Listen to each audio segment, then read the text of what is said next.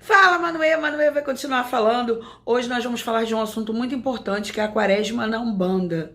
Por que que existe a quaresma em alguns terreiros de Umbanda? Por que que se respeita alguns dogmas da quaresma, que a princípio, um ritual católico? E por quê? Pra quê? Então nós vamos falar sobre isso daqui a pouquinho. Roda a vinheta que a gente volta já já. Saravá, umbanda, umbanda, saravá. Saravá, umbanda, umbanda, saravá. O babá. Saravá, umbanda, umbanda, saravá. O pai Oxalá. Saravá, umbanda, umbanda, saravá. No meu gonga. Saravá, umbanda, umbanda. Fala, Manuel. Manuel vai continuar falando. Vamos falar de um assunto sério aqui? Quaresma. Quaresma e a Umbanda. Vamos lá. Vamos partir do princípio que a Umbanda é uma religião brasileira que bebeu de várias fontes, certo? Isso todo mundo ok? Ela bebeu na fonte negra, dos negros que vieram escravizados para cá. Ela bebeu na fonte indígena, onde a gente tem as ervas, todo o trato com ervas e tudo, que era típico dos moradores daqui quando os colonizadores e invasores vieram para cá. E nós bebemos também na fonte branca, católica, europeia, que vieram para cá junto com os colonizadores. Então a Umbanda pegou aquilo que era melhor de cada povo e fez a sua Umbanda, a sua maneira de olhar as coisas, que, como diria o Caboclo das Sete Cruzilhadas, é a manifestação do Espírito para a caridade. E através desse pincelar de cada povo, de cada cultura, fez-se a Umbanda. Bom, partindo desse princípio, o que a quaresma tem a ver com a gente fundamentalmente? Nada. A Umbanda não tem quaresma. A Umbanda não tem quaresma na sua essência. O que a gente tem é uma contabilização de 40 dias pós-carnaval, que dá início à Semana Santa, a Sexta-feira da Paixão, Sábado de Aleluia e Domingo, que são rituais católicos. O que representa a quaresma para os católicos? São os 40 dias no deserto que Jesus ficou, refletindo, jejuando, passando por provações, passando por tentações. Isso tudo é comprovado na Bíblia, que é um livro histórico e que conta essa passagem de Jesus pelo deserto. Ok? Ok. E o que a Umbanda tem a ver com isso? Nada. Nada. É que tradicionalmente, como a maioria, grande maioria das pessoas tem um fundamento católico, né? Raras são as pessoas que se dizem umbandistas de nascença, de nascimento, de cultura em casa, de ser umbandista. Então, em casa, já se tem essa cultura da quaresma, de respeitar esses 40 dias. Então, algumas casas, como existe o sincretismo católico, também levam essa cultura para dentro dos seus terreiros. Alguns terreiros fecham durante a quaresma, não tem as suas atividades normais. O Templo de Umbanda Consoladora não fecha, ele está aberto durante o período de quaresma, porque entende que é um hospital. Entende que é um hospital. Então, se o doente precisa do médico, precisa do hospital, a casa está aberta. Então, a casa não fecha nesses 40 dias. Ah, mas não se bate para orixá. Não se bate para orixá por entender que é uma força maior, que é uma força cósmica, que a gente deve guardar um certo resguardo. Precisaria? Não necessariamente, mas faz-se isso. No Templo de Umbanda Consoladora, nós não batemos para orixá até acabar a quaresma. Nós só batemos para Preto Velho, para Caboclo e para Exu Pombagira, tá? Porque os orixás estão de férias? Gente, o orixá não tira férias.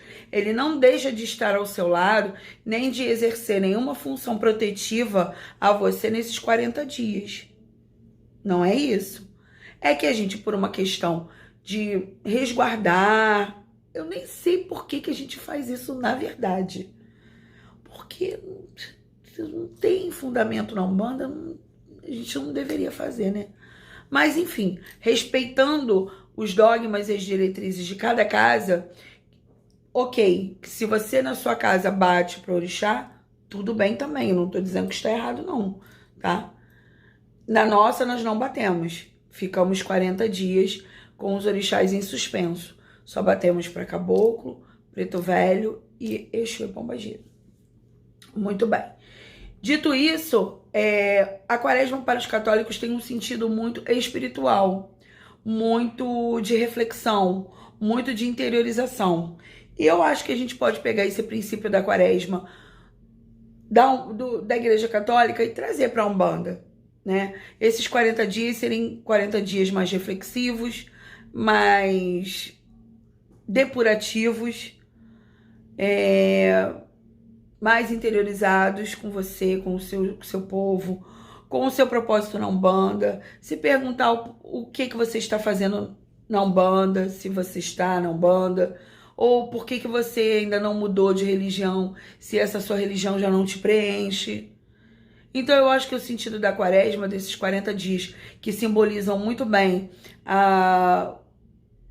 o deserto, né? Quando Jesus ficou só, eu acho que a gente também tem que se permitir ficar só conosco e com o divino, para que a gente possa refletir, para que a gente possa entender qual é o significado dessas questões e dessa conexão com o alto que a gente tanto procura, que a gente tanto busca, né? Porque a religiosidade, na sua amplitude, é isso, é a sua conexão com Deus, com o divino. Na nossa vertente, na vertente de Umbanda, nós chamamos de Zambi.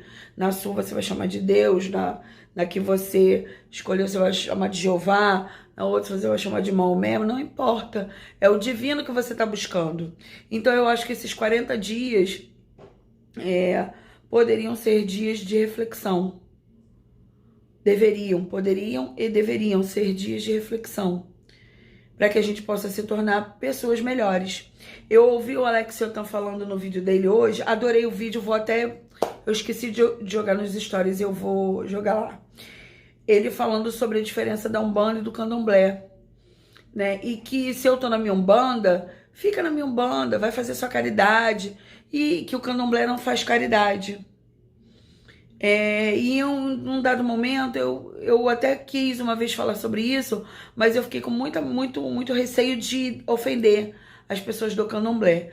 Mas, de fato, o Candomblé não faz caridade. O Candomblé, ele melhora a vida dos seus adeptos, se assim for do merecer dele, né, do seu adepto. Mas ele não faz a caridade, ele não se preocupa com essa questão do outro, né? Então, a Umbanda não, ela tem essa preocupação da reforma íntima com o seu médium, que eu acho que é mais difícil, e da caridade para com o outro, né? E a gente tem que se preocupar com isso, sim. Eu acho que a gente tá na Umbanda, quem tá na chuva é para se molhar, e a gente tem que fazer esse exercício diariamente em relação à nossa melhora, à nossa busca, a nossa espiritualidade, a nossa reforma moral, porque quando a gente lê a Bíblia ou lê o Evangelho segundo o Espiritismo, quando Jesus nos fala sobre essa reforma, ele vem trazendo essa palavra de amor, ele vem trazendo uma reforma moral pra gente, né? Ele, como um grande ícone espiritual, que é Jesus, ele veio, ao contrário do que se esperava, desembaiando uma espada, ele veio desembaiando amor. E muitas vezes a gente não entende o porquê que Jesus veio falar tanto de amor pra gente. A gente não estava preparado para Jesus naquela época. Por isso que a gente colocou ele na cruz. Porque a gente não estava preparado para tanto amor. E eu ainda acho que hoje nós não estamos. Nós não estamos preparados para esse amor todo de Jesus. A gente rebate, bate, a gente dá com a cabeça na parede, com os nossos egos, a nossa vaidade. Eu soube de uma história recente agora, de vaidade, de ego, de pai de santo, mãe de santo. Gente, o sagrado definitivamente não combina com esse tipo de coisa, sabe? Então, eu acho que esses 40 dias aí da quaresma, eu acho que a gente deveria usar para essa reflexão. Nós não somos obrigados a cumprir quaresma, porque não é um rito umbandista, é um rito católico. Mas se é para o nosso bem, se é para uma reflexão, para um crescimento moral, eu acho que a gente deveria aderir sim. Acho que a gente deveria refletir um pouco mais, pensar um pouco mais, levar a vida com um pouco mais de seriedade, principalmente no que tange à espiritualidade. Essa comunicação entre nós e os nossos orixás deve ser íntegra, deve ser direta, deve ser ampla. E muitas vezes a gente turva essa comunicação diante da nossa vaidade, diante dos nossos quereres, que são muitos, diante dos nossos egos. A gente tem ego e a gente precisa melhorar em relação a isso. A gente às vezes está no terreiro e a gente quer ter a roupa melhor, a gente quer ter o guia melhor, e a gente não tá ali para isso. E a gente não está ali para isso. Então, que esses 40 dias possam servir para uma autorreflexão. A gente não tem nenhuma obrigatoriedade espiritual de não comer carne na sexta-feira da paixão. A gente não come carne por uma tradição católica. Mas nós, umbandistas, não somos obrigados a comer peixe na sexta-feira da paixão. Até porque tem gente que nem tem condições de comprar um peixe, né? Então, a gente tem que comer o que tem e agradecer ao alimento que está na nossa mesa. Mas eu acho que é isso.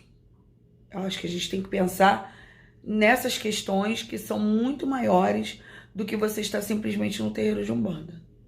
A Quaresma é um período de 40 dias pós o Carnaval, que se encerra na Sexta-feira Santa e é um rito originalmente católico, representando os 40 dias que Jesus ficou no deserto, sofrendo as tentações, jejuando, orando, pedindo a Deus forças para encarar o que ele tinha para encarar. Então que a gente possa, nesse sentido, fazer isso também, mas não obrigatoriamente que seja um rito de Umbanda. Não é. Mas a gente pode usar isso para nossa reforma moral. Tá bom, minha gente? Então eu espero ter esclarecido alguns pontos para vocês em relação a isso, que muita gente me perguntou, a Quaresma, não sei o que, não sei o que. E a gente vai dando os esclarecimentos aí conforme intuitivamente eu vou falando. Eu não pesquisei nada sobre isso, mas é aquilo que eu acho. É aquilo que eu acho, é aquilo que eu...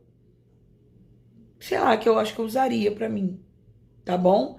Então, não deixa de curtir esse vídeo, não deixa de compartilhar com quem você gosta. Se inscreve no canal, ativa o sininho para receber novas notificações dos vídeos.